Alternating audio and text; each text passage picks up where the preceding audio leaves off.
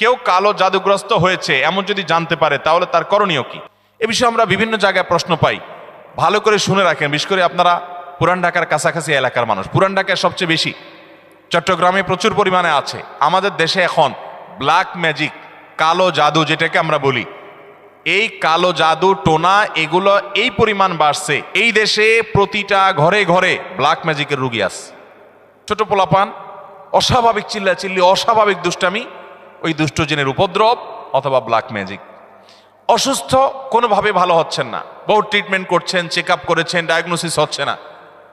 সবসময় নিশ্চিত না, কিন্তু অনেক ক্ষেত্রেই এগুলা ব্ল্যাক ম্যাজিকের রুগী হওয়ার সম্ভাবনা। ব্ল্যাক ম্যাজিক এটাকে এক সময় আমাদের এক শ্রেণীর শিক্ষিত মানুষ বলতো যে এগুলো হুজুরদের আজগুবি আজগুবি কথা, কিসের আবার ব্ল্যাক ম্যাজিক, দেখা যায় না, শোনা যায় না, বুয়া বোগাস কথাবার্তা। ভাইরা আমার, এই যে কদিন আগে বিশ্বকাপ ফুটবল শেষ হয়ে গেল, আমি নিজে অনেকগুলো মিডিয়াতে দেখেছি বিশ্বকাপ ফুটবলে অনেক বড় বড় খেলোয়াড়দেরকে দুর্বল করার জন্য প্রতিপক্ষের খেলোয়াড় বা বাজিকরেরা, বিভিন্ন লোকেরা ব্ল্যাক ম্যাজিক করেছে এবং কোটি কোটি টাকা খরচ করে ব্ল্যাক ম্যাজিক করে তাদেরকে অচল করে দেওয়ার চেষ্টা করে।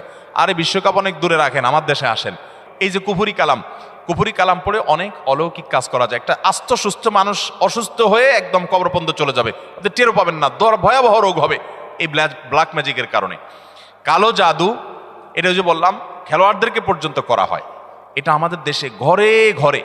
আপনি বাঁচতে চান, নাম্বার 1, আপনার ঘরকে কোরআন দিয়ে আলোকিত করতে হবে। ভাইরা আমার, আমি বিভিন্ন সময় বলার চেষ্টা করি, আপনি ইমানদার হিসেবে, মুসলমান হিসেবে আপনার মধ্যে শয়তান মাঝে মধ্যে সন্দেহ ঢুকায় যে ইসলাম আসলে সত্য কিনা, না হুজুররা এসব বকওয়াস কথা বলে টলে।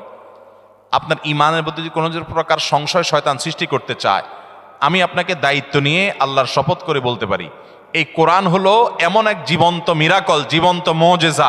এই কোরআনের অলৌকিকত্ব দেখার পর আপনি ঈমান আনতে বাধ্য হবেন।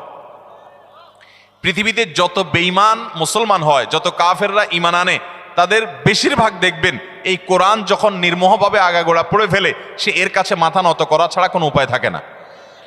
ওমর রাদিয়াল্লাহু তাআলা আনহুর মতো জাদ্রেল মানুষ যাচ্ছিলেন নবী করিম সাল্লাল্লাহু আলাইহি ওয়াসাল্লামকে হত্যা করার জন্য। বোনের বাসায় যায়, দেখে বোন তেলাওয়াত করতেছে, আওয়াজ শুধু শুনছে, তেলাওয়াত শুনেই পাগল হয়ে গেছে। আরে এ তো সাধারণ কোনো কথা না, আকৃষ্ট হয়ে গেছেন। তরবারি হাতে নিয়ে নবী সাল্লাল্লাহু আলাইহি ওয়াসাল্লামের দরবারে চলে গেছেন। সাহাবীরা তো ঠেকাইতে আছে, নবী সাল্লাল্লাহু আলাইহি ওয়াসাল্লাম তো জানেন ওহী পাঠাইছে আল্লাহ তাআলা, বলে আসতে দাও, ঠেকাইও না। গেছে হত্যা করার জন্য, ঈমান নিয়ে ফিরে চলে আসছে কোরআনের কারণে। মুসলমানদের বাসা বাড়িতে আজকাল কোরআন তেলাওয়াত হয় না।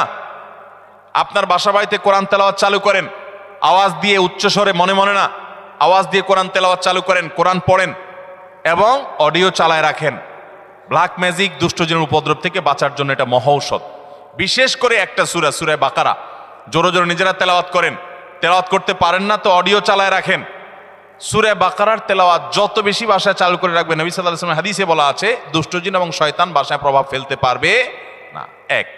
দ্বিতীয় আমল, তাহলে কোরআন বেশি বেশি পড়বেন, বিশেষ করে সূরা বাকারা। দ্বিতীয় আমল হলো সকাল সন্ধ্যার দোয়া এবং জিকির, এগুলা নিয়মিত পড়বেন, এগুলা রক্ষা কবচের মতো কাজ দেয়। তৃতীয় আমল হলো ঘরের মধ্যে কোনো হারাম জিনিস রাখবেন না, ছবি টবি এটা সেটা রাখবেন না, এবং গুনাহমুক্ত রাখবেন বা ঘরকে। 4 নম্বর আমল হলো যতবার বাসায় ঢুকবেন বিসমিল্লাহ পড়ে ঢুকবেন, বের হওয়ার সময় বিসমিল্লাহ পড়ে বের হবেন। টয়লেটের দরজাগুলো বন্ধ রাখবেন, ঢুকতে বিসমিল্লাহ পড়ে ঢুকবেন, দোয়া পড়ে ঢুকবেন, বের হওয়ার সময় দোয়া পড়ে বের হবেন। খাওয়ার সময় বিসমিল্লাহ পড়ে খাবেন, প্রত্যেকটা কাজে বিসমিল্লাহ করবেন, শয়তান অংশগ্রহণ করতে পারবে না ইনশাআল্লাহ। আর বিশেষভাবে 3 কুল সকাল সন্ধ্যায়, কুল হুয়াল্লাহ, কুল আযুল ফালাক, কুল রাব্বিন নাস, 3 বার সকাল সন্ধ্যার আমলের মধ্যে এটা চলে আসছে। আলাদা করে এটা রাতে, সকাল সন্ধ্যায় বিভিন্ন সময় পড়বেন ইনশাআল্লাহ। বিদিন আল্লাহ তাআলা এই দুষ্টজিন এবং ব্ল্যাক ম্যাজিক থেকে বেঁচে থাকার তৌফিক দান করবেন।